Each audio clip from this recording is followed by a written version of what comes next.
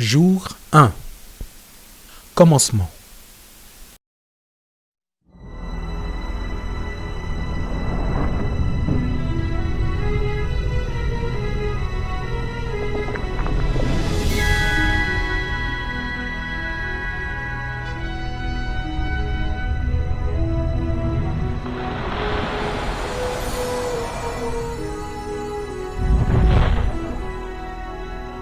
Que Dieu est grand et exalté en puissance.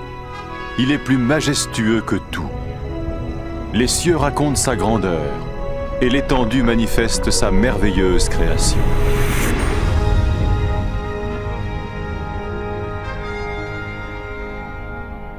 Jour après jour, ils ne cessent de parler, et chaque nuit, ils le font connaître. En créant les cieux, Dieu créa aussi la terre, et à partir de la poussière du sol, il créa l'homme et lui insuffla dans les narines le souffle de vie.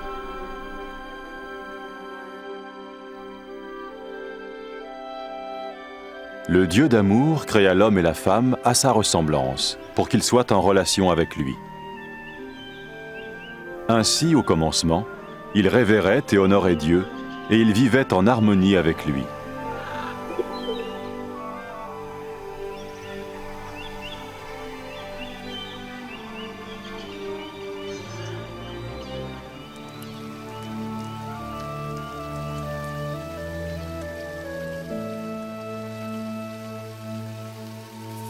Il en fut ainsi jusqu'au jour où Satan tenta la femme pour lui faire manger le fruit défendu. Elle le donna à l'homme qui en mangea aussi. Ce faisant, l'être humain se rebella contre Dieu et suivit son propre chemin. À cause de ce péché, l'être humain fut séparé de Dieu et jeté hors du jardin d'Éden.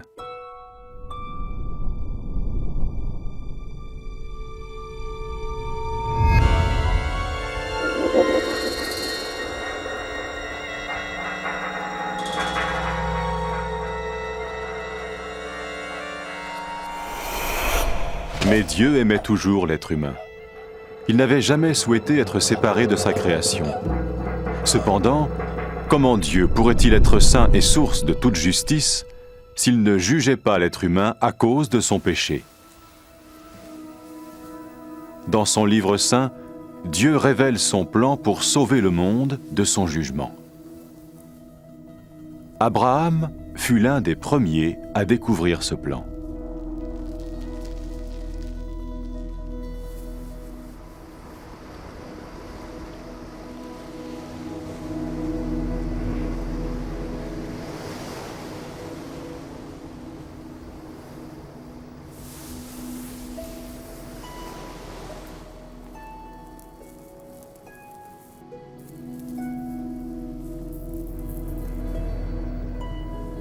Abraham était un homme juste.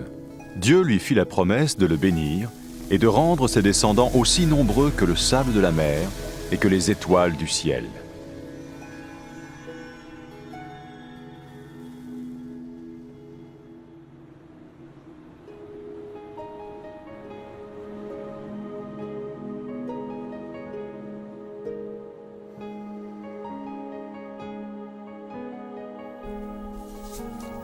Pour mettre son obéissance à l'épreuve, Dieu dit à Abraham de sacrifier son fils en offrande pour lui.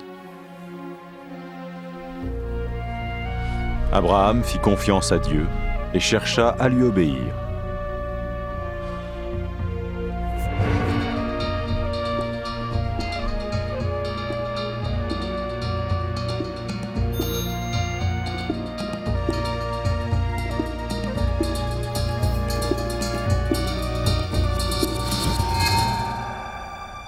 Alors qu'il levait le couteau pour tuer son fils, l'ange du Seigneur l'arrêta. Il vit qu'Abraham craignait Dieu et voulait lui obéir.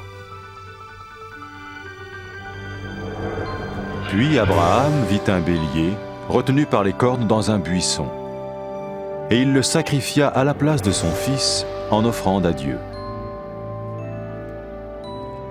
Par ce moyen, Dieu montra à Abraham qu'un agneau ou un animal similaire devait être tué pour couvrir pour un temps le péché jusqu'à ce que Dieu pourvoie au sacrifice ultime qui paierait pour les péchés de l'humanité. De même que le péché avait séparé l'humanité de Dieu, ce sacrifice allait restaurer leur relation.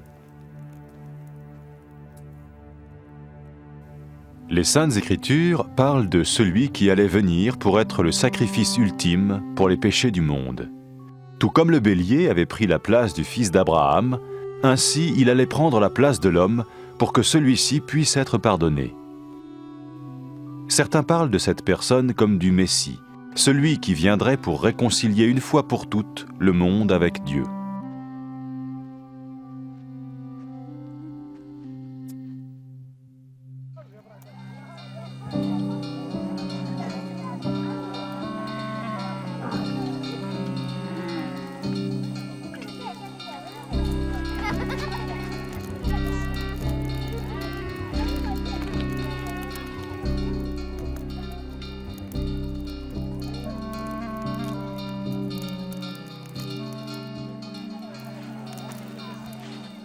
Les prophètes ont prédit en détail de nombreuses choses concernant le Messie des centaines d'années avant sa venue.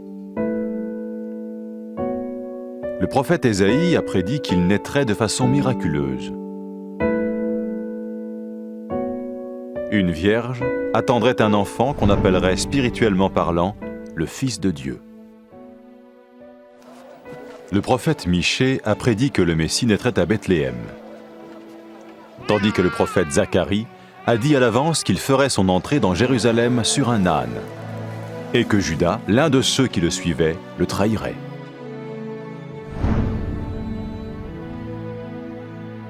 Ésaïe a prophétisé ce que le Messie ferait lors de sa venue.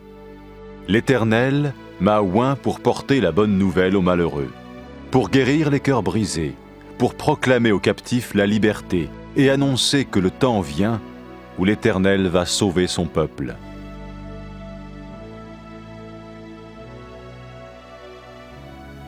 Qui était donc le Messie? Au 1er siècle vint un prophète appelé Jésus. Certains pensèrent qu'il était celui dont parlaient les prophètes. Est-ce possible? Sa vie a-t-elle accompli ce qu'on avait prédit de lui? Jésus était-il plus qu'un prophète? Ce qui suit est son histoire basée sur des témoignages oculaires rapportés dans les Saintes Écritures.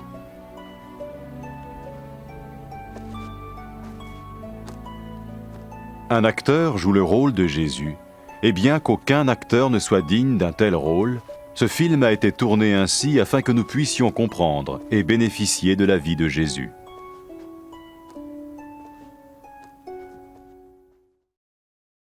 Comment Dieu s'adressait-il aux hommes? Comment Abraham répondait-il lorsque Dieu lui parlait? Quelle est ma réponse?